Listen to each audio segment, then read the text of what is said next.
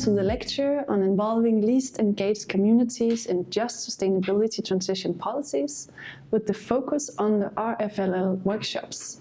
My name is Leneisja Jungsberg. I work for Nordregio, a Nordic research organization. This is Module 5 of the DUST Academy.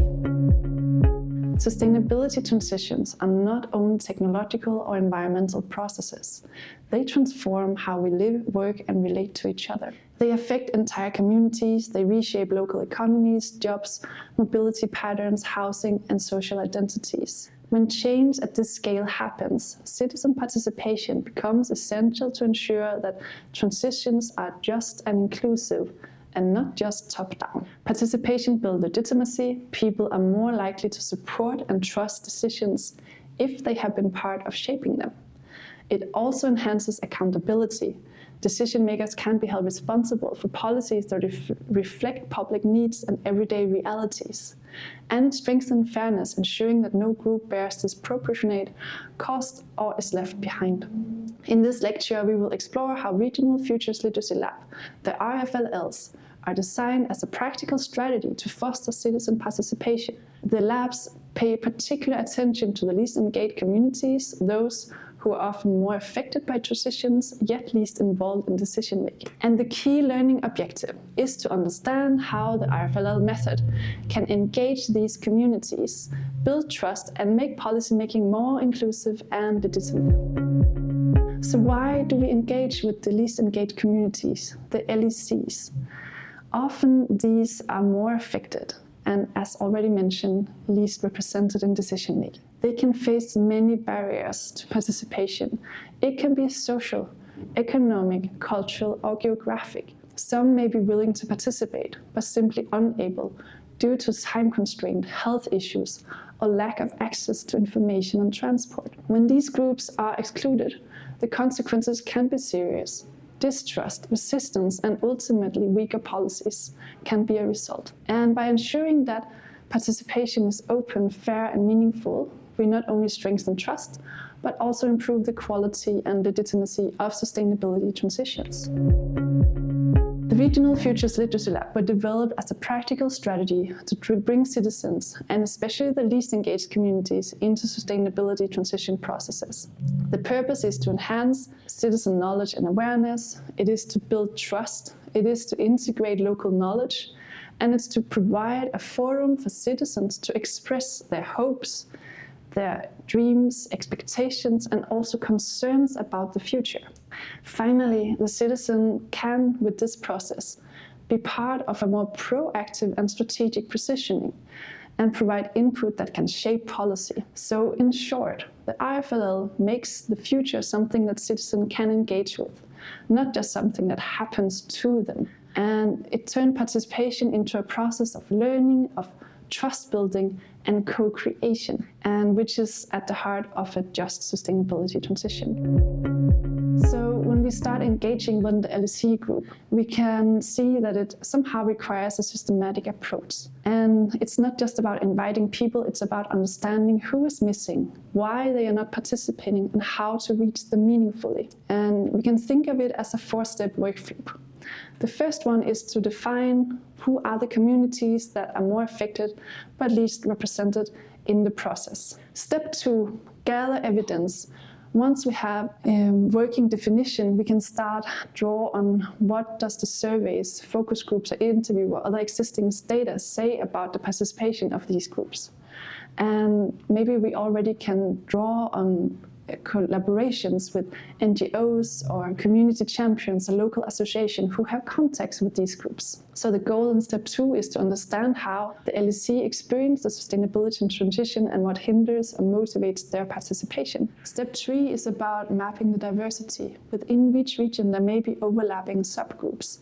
For example, youth, women, ethnic minorities, or industrial workers, and each with different perspectives and needs. And mapping these differences can help to identify where experiences intersect and where they diverge. And this can make sure to make the workshops more inclusive and balanced. Finally, it's about prioritized representation. We select participants to ensure that there is representation in age, gender, socioeconomic background and geography. And the aim is to bring together a mix of voices that can learn from each other and co-create new insights. So for the preparation and planning, it's important to build a good core team. And this team should ideally bring together both academic partners and local societal partners. This can be governmental or non-governmental organizations, depending on the regional context. Academic partners can bring analytical and methodological framework. They help design the process and ensure the labs are well documented, providing input to the evaluation. Local societal partners bring contextual understanding, and they are ideally part of a network linking them to the LSE group that you work with. For example, if the target group is youth, then youth councils, schools, or local NGOs may be key partners.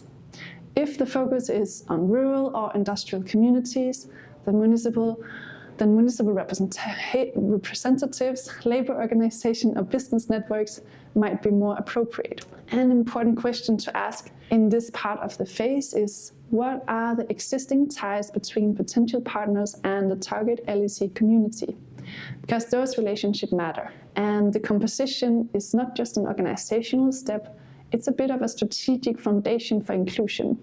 And a well-balanced team sets the tone for the entire process.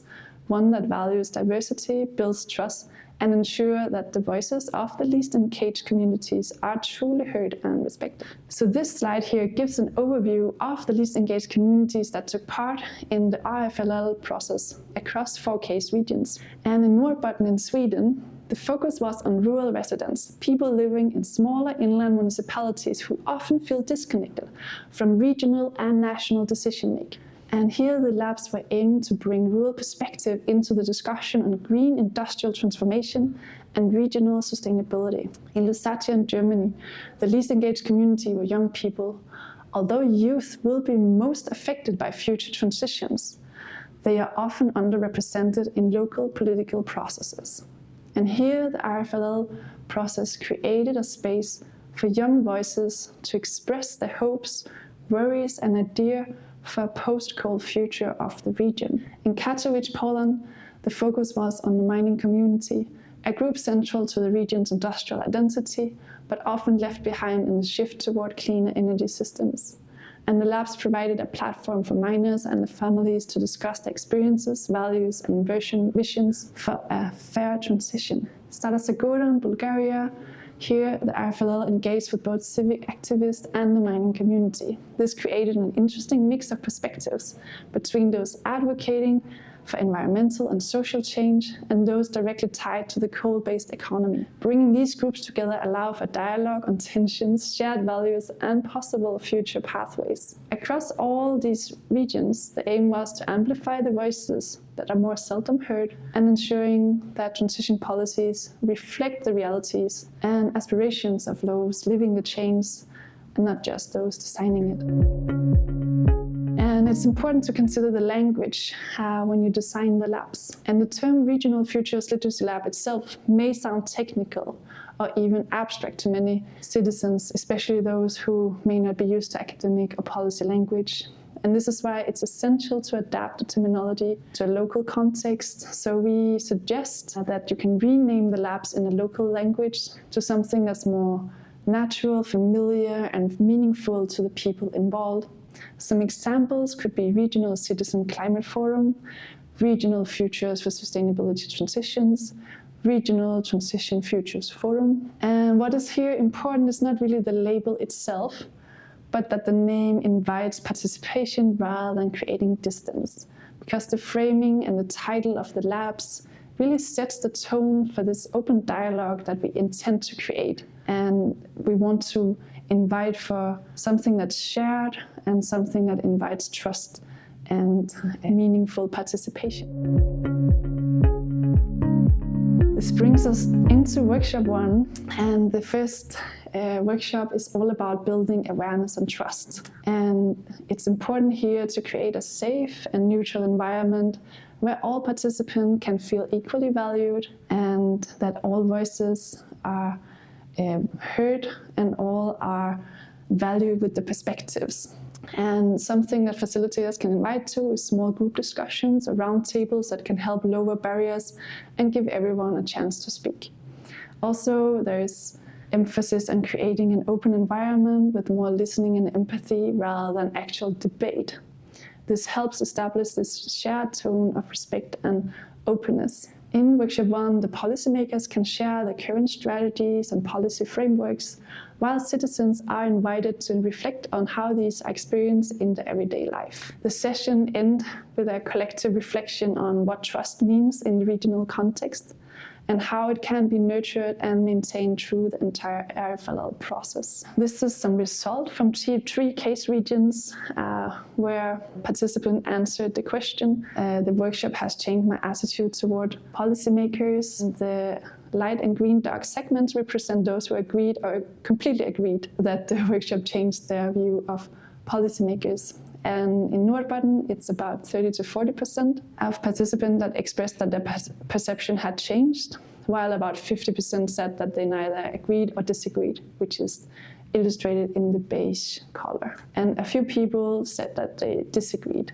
that they felt no change, and that's shown in the dark gray and black color. And some also said that they appreciated that it was the first time they could speak directly to decision makers about transition concerns, and it helped them reduce skepticism, although some remain cautious about whether dialogue would be translated into real influence.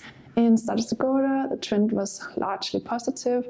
Civic activists and mining representatives both reporting gaining a deeper understanding of policymaking process, even if some of them also continue to question its responsiveness. So overall, these results illustrates a core purpose of Workshop 1, which is to build this more mutual understanding and trust across different actors of society. From Workshop 1, we go to Workshop 2, and Workshop 2 builds on the trust that was developed and brings, what was all about connecting the present in Workshop 1 is in Workshop 2 all about connecting and imagining the future.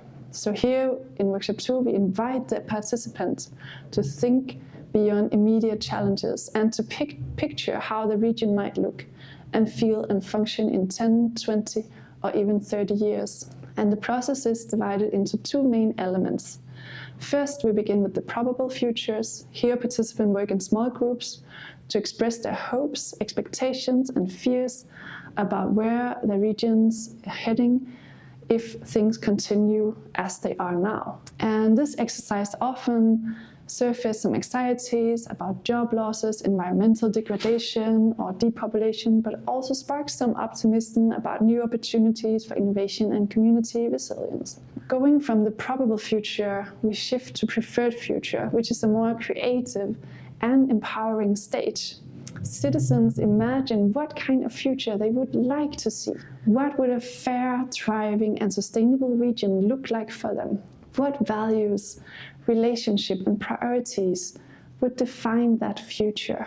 And this step helps people move from passive observation to more active visioning, identifying shared aspiration that can inform policymaking. And by the end of Workshop 2, participants have not only developed a shared picture of the future, but also got a stronger sense of agency, the feeling that they can shape the future together. And here we see the slide that represents one outcome from Workshop 2. And participant answering, talking about the future gave me new ideas how I can act now. And across all the 3 regions, Nordregio, Katowice, and Nordregio, about 70% of all participants either agreed or completely agreed, shown in the green bars. They got these new ideas. And for Nordregio, people connected the regional sustainability challenges like depopulation or energy transitions with practical community-based solutions that they could influence themselves. In Katowice, where many participants had come from mining community, the exercise helped them reframe what the transition could mean for their own lives. And in Nordregio, participants, including both miners, workers, and civic activists, found that thinking about the preferred future encouraged collaboration, and it shifted conversation from conflict over the present to dialogue about shared long-term goals. This collective imagination becomes the foundation for the next stage of the process, proactive positioning in policymaking, which takes part in workshop 3. And here we shift from imagination to strategic influence.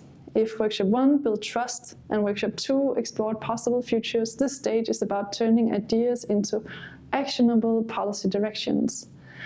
And this workshop is often described as the reframing stage of the RFLL process. Here the citizens take part in developing and amending policy seed statements. Short, concrete policy ideas that were drafted earlier based on the results from previous workshops and background research. Participation are invited to reflect and reframe these statements in small groups. Through open discussions, they explore pros and cons of each idea and the specific regional context, asking questions like, who would this policy benefit? What barriers might prevent it from working locally? What change would make it more fair or effective? And these dialogues are often reveal both a sense of consensus and disagreement, which is also precisely the goal. And by the end of the session, the group has finalized a set of refined policy seed statements that capture diverse perspectives and practical insights from the LEC group. And these finalized statements are then uploaded to the PolYes application, a digital deliberation platform that allows thousands of people to continue the discussion online. Workshop 3 thereby transformed the citizens from just regular workshop participants to become co-authors also of these regional policy ideas and giving them this voice that are spread in the digital society. Here we see some results about communication and participation skills. And across all the regions, the majority of respondents either agreed or completely agreed that they had the confidence, the communication to participate in a meaningful way. And there was a strong level of comfort among participants. And we can see also that this is a result of facilitators creating a good collaboration climate, a climate where there's no stupid questions and where all viewpoints had values. Finally, we go to the workshop 4, knowledge and policy co-creation. Here we draw on all the data and reflections gathered in workshop 1 to 3.